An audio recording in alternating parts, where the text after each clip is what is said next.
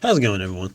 Now, as you probably would have heard recently, the Labour Party has announced that they are willing to put a policy in place for a cap on political donations. Now, there's no specific details for this this cap policy, but of course, there's also the fact that this potentially means more integrity in our federal politics and more ability for the public to actually influence our two major parties instead of lobbyists and special interests and big business as well. So, a large part of political donation laws are controlled by the states at the moment. The biggest example of legislation is Victoria. Victoria has the strongest political donation laws in the state at the moment.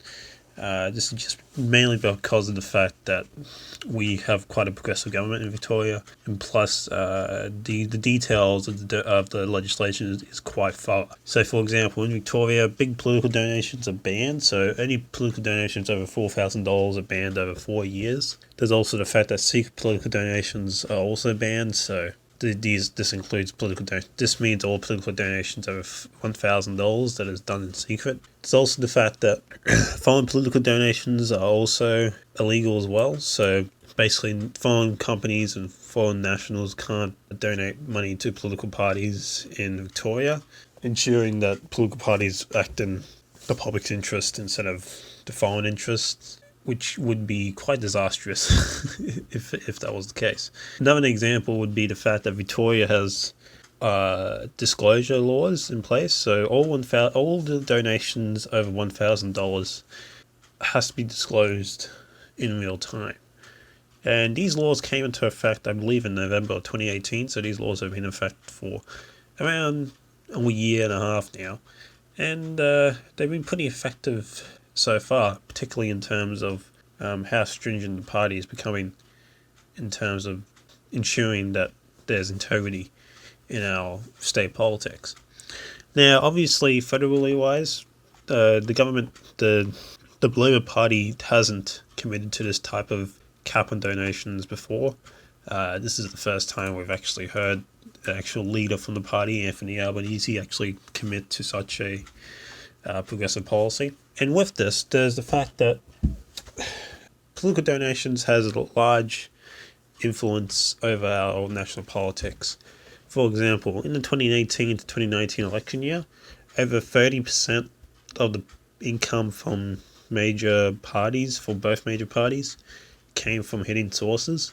This includes over in the past 2 decades, where both parties have received $1 billion in dark money, pretty much, and represent basically 35% of their total income. The Liberal and National parties has the biggest chunk of hidden donations, so they have 40% of their income coming from hidden donations in the last 2 decades, while Labor has had 28% of its income from hidden sources as well. So this is a problem for both major parties, and it was a pretty big example of how both major parties are basically beholden to special interests. Although the Liberal Party, I would say, is more than ever been beholden to special interests than in the history of its existence, particularly due to the coal lobby and the Business Council of Australia and the Mineral Council basically influencing the party at this point. The Labor Party still does have that union influence over it, particularly in terms of donations. The Sparky Union, for example, has basically, I believe, funded their campaign in 2019 over $1.5 million.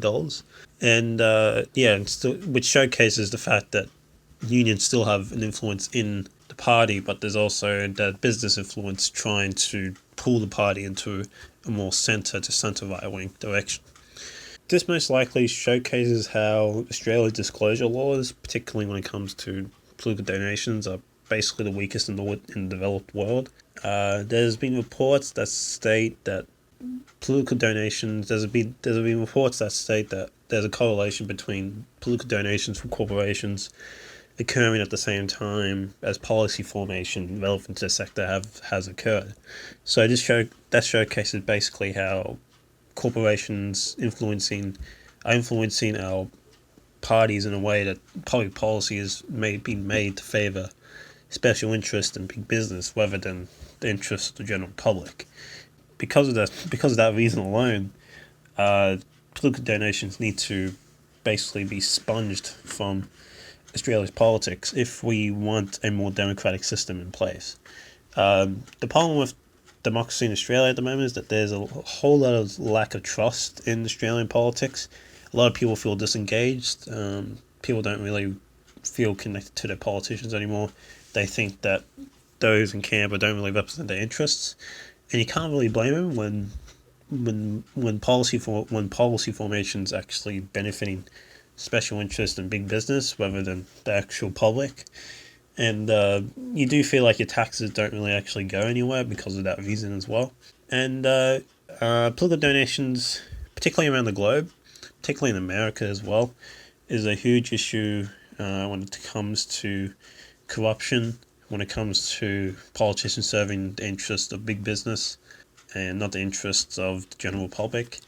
And it's a way, particularly in America, where we've seen the two major parties become beholden to special interests and big business to the point where they know there is no longer a left-wing alternative because it threatens the interests of the insurance companies, the pharmaceutical companies, the mineral council, the coal lobby in America as well. So, because in Australia we do have the Labor Party, which is still centre-left but being dragged into a centre direction, there's still a chance the Labor Party is still at the forefront of progressive policy, and this is basically political donations is an example of how the Labor Party is showing leadership when it comes to actually implementing policy that will develop a more democratic Australia, particularly because of the fact not only are they advocating for a political donation cap, they also advocated before